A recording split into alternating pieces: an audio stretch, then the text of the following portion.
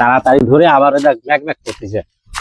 রসুন জীবনে কেউ ধুই যে তুলি যে ধোয় এটা দেখি নাই, প্রথম দেখলি। না ধুয়ে উপায় নাই।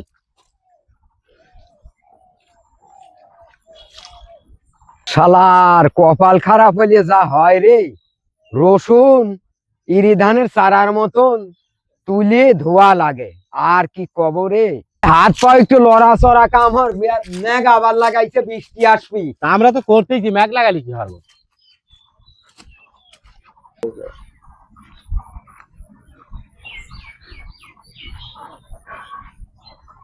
আল্লাহ সুখ সুখ মাদারের সুখ, যার নাই গরু বাছুর তার আরো সুখ।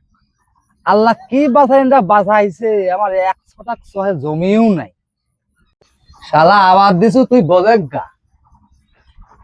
শালা দুঃখী বাঁচিনি শালা।